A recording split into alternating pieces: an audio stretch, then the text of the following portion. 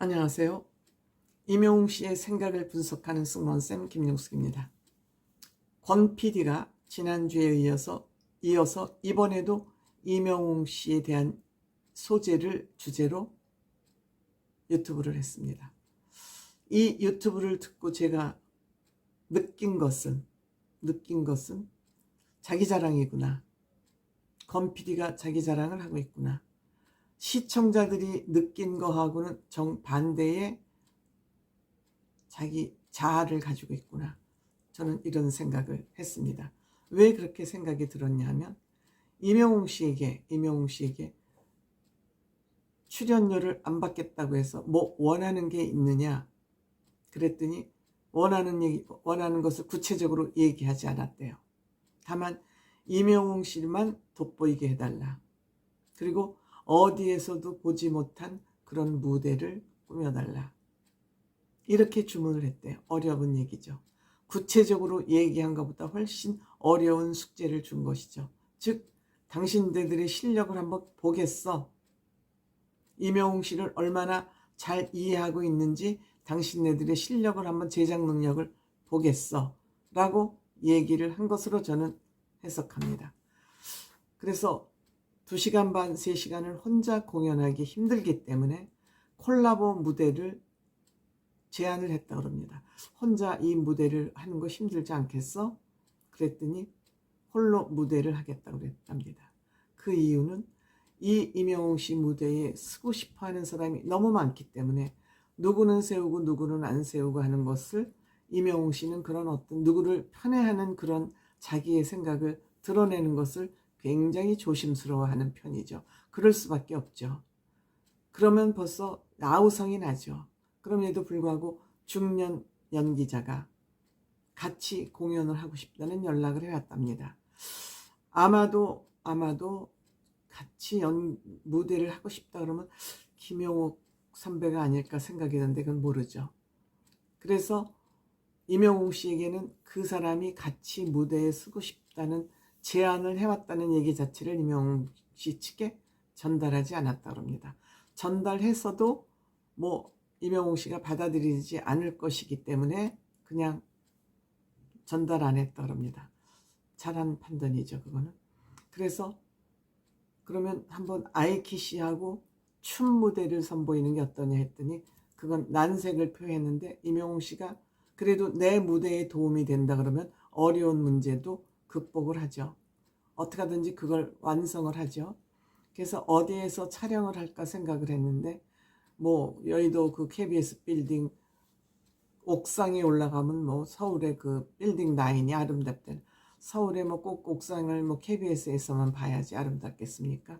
물론 그 밤 야경 촬영을 하기 위해서는 동네 거기가 주거지 가운데니까 여러 가지 행정적으로 풀어야 될 문제가 많았겠죠. 그 여러 가지 행정적인 문제를 자기가 잘 해결했다는 그 얘기를 좀 하고 싶었던 것 같습니다. 그래서 어쨌든 임영웅 씨 이 무대는 뭐 그런 대로 저는 잘 했다고 생각합니다. 그 특색 어떻게 보면 또 그게 홍보 포인트도 됐었던 것 같고요. 아이키 씨는 또 그 기회에 또 아이키 씨가 굉장히 또 유명해지기도 했고요. 임영웅 씨 때문에. 그래서 하여튼 그거는 잘 진행이 된 것 같고요.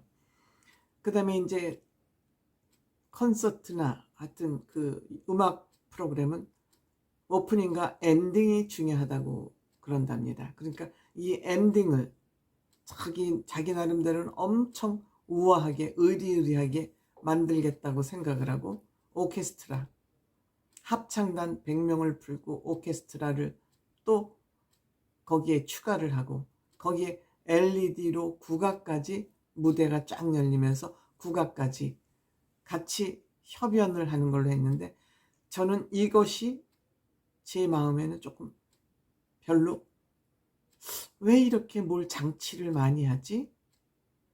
뭐 이렇게 뭐 무용단도 그렇고 뭐 이렇게 무대가 혼란하고 복잡하지? 저는 그런 생각이 들었어요. 임영웅 씨 자체 한 사람으로도 빛이 나기 때문에 임영웅 씨 무대는 치장을 많이 할수록 MSG를 많이 뿌리면 뿌릴수록 임영웅 씨의 그 가치는 반감되거든요. 그럼 이명웅 씨를 잘 분석하지 못한 것이죠. 이명웅 씨에 대한 해석을 잘 못한 거죠.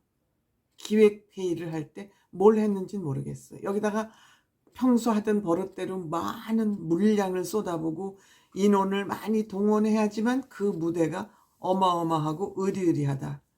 이것이 KBS 제작진들이 가지고 있는 구태의연한 저는 사고방식이었다고 생각을 합니다. 그러면서 또 하는 얘기가 음악 프로그램은 생방하고 편집 무대가 있는데 녹화 방송이 있는데 본인은 생방을 싫어한다는 거예요. 가수하고 밴드 반주하고 잘 맞질 않아서 싫어한다는 거예요. 근데 싫어해서 만든 그 이명웅 씨 무대가 그렇게 근본적으로 이명웅 씨 노래가 들리지 않도록 그렇게 만들었습니까? 뭐 후 작업을 굉장히 많이 열심히 한 것처럼 얘기하는데 후 작업을 너무 과하게 해서 그 노래 소리가 안 들린 건가요? 저는 무대를 이렇게 만들어서 많은 시청자가 이미 그 무대를 보고 다 평가를 내려놓은 이 시점에서 이 권 PD가 이런 얘기를 하는 것이 과연 얼만큼 설득력이 있을까? 이것은 권 PD가 변명을 위한 것이 아니면 본인 자랑이다. 전 이렇게 생각이 됩니다. 그리고 그 영웅시대 팬들이 그 공연장 안에는 500명만 들어가기로 돼 있대. 랜덤으로 뽑았다 그러니까 뭐 500명이 들어가고 한 1000명이 더 거기 와서 입장하지 못한 사람 영웅시대 팬들이 복도 로비에 있었던 거죠. 문만 열면 공연장이고. 그러면은 젠작에 500명밖에 못 들어가면 영웅시대 팬들 당연히 거기 오지 않겠습니까? 이명웅 씨 출퇴근 길만 보기 위해서라도 거기 올 것은 너무나 자명한 사실 아닙니까? 그러면 바깥에 모니터를 설치해주면 거기에 팬들이 다 어떻게 하든지 앉아서 같이 즐길 수 있지 않았겠습니까? 그런 배려 안 했어요. 그럼 이명웅 씨에 대한 주변을 전혀 이명웅 씨는 영웅시대 팬들을 얼마나 사랑하고 아끼는데 이명웅 씨에 대한 배려는 없었던 것이죠. 이명웅 씨와 물고기 뮤직이 점잖으니까 구체적으로 이런 거 저런 거 요구는 안 했어도 그 정도 배려는 했어야 되는 거죠.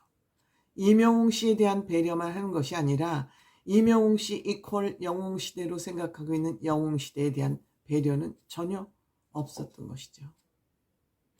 그리고 내가 이렇게 어마어마한 이명웅 씨 무대를 만들었다. 그리고 이명웅 씨를 대우했다. 뭐 나훈아 씨, 심수봉 씨, 이명웅 씨, 배철수 씨 그 프로. 그러고 보니까 특징이 있다면 이명웅 씨가 유일하게 30대 가수다. 30대 가수에 이렇게 단독으로 특별한 프로그램을 만들 수 있었다는 것. 그것이 자기로서는 명예겠죠. 이명웅을 설득했다는 것. 그렇지만 이명웅 씨는 KBS고 본인이 이 정도는 해도 되겠다라고 판단한 거지 권 PD가 능력이 있어서 섭외를 한 거는 아니지 않습니까? 결국 이 무대는 제가 보기에는 이명웅 씨가 아까운 무대였어요. 시청률도 그 정도면 저는 만족하지 않았다고 생각합니다. 만족하지 않다고 생각합니다. 제가 그때 40% 나와야 된다고 얘기했었습니다. 왜? 미스터트롯 오디션이 35.7%. 이명웅 씨가 얼마만큼 큰 사람이 됐는지 모르기 때문에 40%는 나와야 되죠. 그런데 무대를 딱 열어보니 얼마나 많은 기대를 가지고 그 이명웅 씨 스페셜 콘서트를 기대했습니까? 정신없고 혼란스럽고 이명웅 씨의 노래는 제대로 귀에 들리지도 않고 이명웅 씨가 빛나게 가지는 이명웅 씨의 그 군더더기 장치들 때문에 뭐 자기는 100명 뭐 합창단을 거기다 세우고 뭐 관현악단에다가 또 LED 국악단까지 합쳤다 그러지만 그런 것이 다 이명웅 효과를 반감시킨 결과를 가져왔다는 걸 아직도 분석하지 못하고 있다는 것은 권 PD의 자질을 저는 의심하게 한다. 너무 제가 야박한가요? 그냥 저는 제가 본대로 제 생각대로 말씀드리는 거니까 여러분들도 한번 그때 영상을 보실 수 있으면 다시 한번 보시기 바랍니다. 고맙습니다.